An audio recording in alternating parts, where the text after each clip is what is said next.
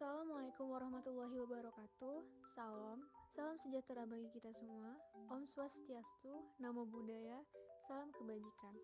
Kami dari kelompok 2 RBL TPB 1 Institut Teknologi Sumatera izin memperkenalkan diri. Perkenalkan, nama saya Anissa Novantika dengan NIM 121450005 dari Prodi Sains Data. Perkenalkan, nama saya Dita Winanda Putri dengan NIM 121414506 dari Prodi Sains Data. Perkenalkan, nama saya Putri Olivia Nur Aini dengan NIM 121450009 dari Prodi Sains Data.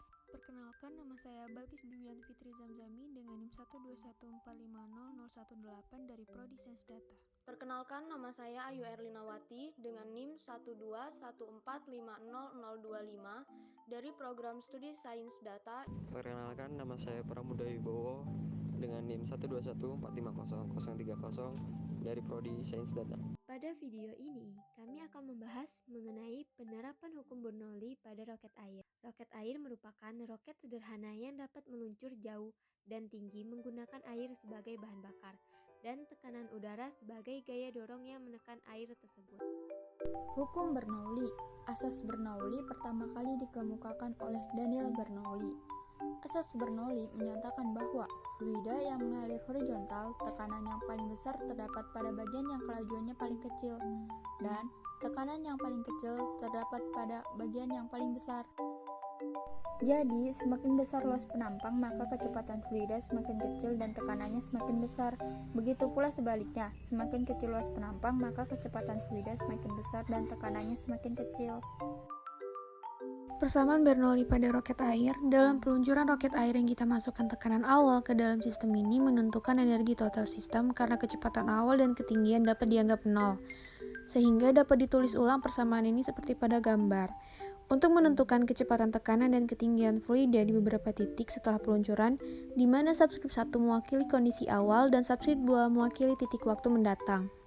Setelah botol diluncurkan, air akan mulai keluar melalui nozzle karena tekanan di dalam botol akhirnya P2 akan menjadi sama dengan tekanan atmosfer yang jauh kurang dari tekanan awal P1. Oleh karena itu, kita tahu bahwa energi kinetik dan energi potensial untuk sebagian besar sudut peluncuran harus meningkat untuk mengkompensasi hilangnya energi tekanan. Dalam pembuatan roket air memerlukan alat dan bahan. Alat yang kita gunakan adalah gunting dan pompa ban. Sedangkan bahan yang kita gunakan adalah botol bekas, lakban, kardus, dokban, dan karet ban. Kerja roket air yaitu saat kita memompa udara ke dalam roket air, di situ kita juga akan menambahkan lebih banyak molekul udara ke dalam botol. Molekul udara ini menekan dinding botol dan menghasilkan tekanan. Semakin banyak molekul udara yang ditambah ke dalam botol, maka semakin tinggi tekanan dan semakin banyak energi potensial yang disimpan di dalam botol.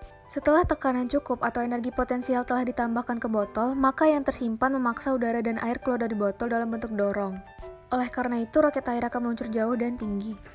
Keunikan roket air yaitu terdapat 5 hukum dalam roket air. Pertama, hukum Bernoulli. Kedua, hukum Pascal. Ketiga, hukum hidrostatis. Keempat, hukum 3 Newton. Dan kelima, hukum kekekalan momentum. Sedangkan, kelemahan roket air yaitu kurang aman bila digunakan di daerah yang kurang luas dan padat penduduk, seperti kompleks perumahan, karena roket air menggunakan pemberat ketika diluncurkan, dan ketika jatuh ke bumi dengan energi yang lumayan besar, kemungkinan dapat melukai orang atau melubangi atap rumah. Kelemahan roket air yang kedua ialah rawan terjadinya kebocoran air saat peluncuran roket air. Maka dari itu, saran dari kami untuk memberikan hasil yang lebih baik di masa mendatang yaitu jangan menggunakan beban yang terlalu berat pada roket air, supaya roket air dapat meluncur dengan sempurna.